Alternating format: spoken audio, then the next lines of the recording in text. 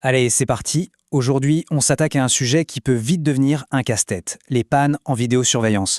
L'objectif, c'est de transformer ces moments de frustration en de vraies compétences de diagnostic pour être plus efficace et perdre moins de temps sur le terrain. Et pour bien commencer, il y a cette phrase qui dit absolument tout. Elle nous rappelle une chose essentielle. La marque d'un vrai professionnel, ce n'est pas seulement de savoir poser du matériel, c'est surtout sa capacité à identifier et résoudre un problème rapidement. C'est là que se trouve la vraie valeur ajoutée. Alors pour devenir ce pro du dépannage, il ne suffit pas d'avoir les bons outils. Non, ce qu'il faut, c'est une méthode, un système. On va donc se concentrer sur un cadre de travail, un processus logique qui permet de ne rien oublier et d'arrêter de chercher une panne au hasard. Et là voilà cette fameuse règle d'or. C'est simple, c'est logique et c'est la clé de tout. Pensez-y comme à une checklist. On commence toujours par l'alimentation, puis le câble, ensuite les réglages, le port de l'enregistreur, et seulement à la toute fin, on s'attaque à la caméra. C'est vraiment le point à retenir. Franchement, on a tous perdu un temps fou à grimper à l'échelle pour démonter une caméra, alors que le problème venait juste d'une petite alimentation débranchée. Cette méthode met fin à ce gaspillage. Bon, à cette théorie, mettons tout ça en pratique. On va décortiquer les problèmes les plus fréquents, ceux qu'on rencontre tous les jours sur les chantiers, en commençant par les grands classiques, les pannes d'image et d'alimentation. Voilà le scénario typique. L'appel du client est souvent direct. Ça ne marche plus, l'écran est noir. C'est le point de départ de notre enquête. Face à un écran noir, on pourrait imaginer plein de choses compliquées, mais en réalité, les coupables sont souvent les mêmes. Et remarquez comme ils collent parfaitement aux premières étapes de notre règle d'or. Est-ce qu'il y a du courant ? Est-ce que le câble est bon ? Ce sont les premières questions, les plus simples, qu'il faut se poser. Et du coup, les solutions découlent de cette même logique. On va procéder par élimination. On sort le multimètre pour vérifier la tension. Ça confirme ou ça infirme la piste de l'alimentation. On utilise un petit câble court pour tester la caméra près de l'enregistreur. Si l'image apparaît, bingo, on sait que le problème se trouve sur le long câblage. C'est de la pure déduction. Ah, celui-là, c'est un grand classique et il est particulièrement agaçant. Tout semble fonctionner à la perfection en journée et dès que la nuit tombe, plus rien. La caméra disparaît des écrans. C'est un symptôme très précis qui nous met presque toujours sur la bonne voie. La question à se poser, c'est qu'est-ce qui change la nuit ? La réponse ? Les LED infrarouges s'allument.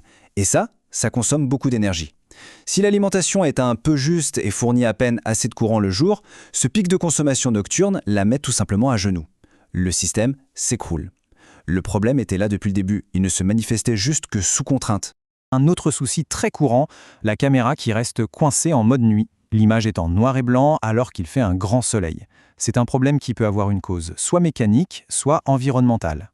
Il y a deux pistes principales ici. La première est mécanique. À l'intérieur de la caméra, il y a une petite pièce mobile, le filtre IRC-COT, qui peut parfois se bloquer.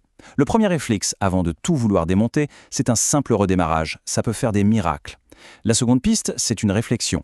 La lumière infrarouge de la caméra rebondit sur un mur trop proche ou une vitre et revient dans l'objectif. La caméra est aveuglée par sa propre lumière et croit qu'il fait nuit. Bon, on a pas mal parlé des caméras et de leur alimentation, mais les problèmes ne viennent pas toujours de là. Parfois, il faut élargir le champ de recherche et regarder du côté de l'infrastructure réseau ou même de l'enregistreur. Là, on touche à un point vraiment critique. Le client voit ses caméras en direct sur son écran, ce qui lui donne un faux sentiment de sécurité. Mais en réalité, le système n'enregistre absolument rien. C'est la pire des situations, car le jour où il se passe quelque chose, il n'y a aucune preuve. Pour ce genre de panne, on laisse l'échelle de côté et on plonge dans les menus de l'enregistreur. C'est un travail de détective dans les réglages. Est-ce que le disque dur a bien été initialisé ? Est-ce qu'il est en bonne santé ? Est-ce que le planning d'enregistrement est bien configuré ? Et surtout, est-ce que l'option d'écrasement des anciennes vidéos est activée ? Sinon, une fois que le disque est plein, tout s'arrête. Ça, c'est sans doute la plainte numéro 1 des clients aujourd'hui.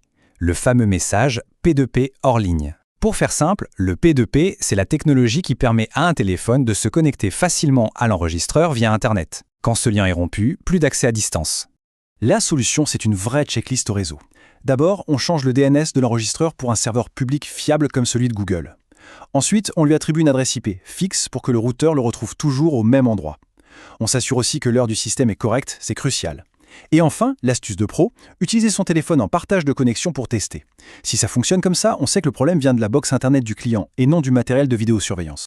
Parfait. Maintenant qu'on a couvert les pannes les plus courantes, on va passer à des techniques un peu plus avancées. Ce sont des astuces de terrain, des trucs de métier qui peuvent faire gagner un temps fou et résoudre des problèmes vraiment tenaces.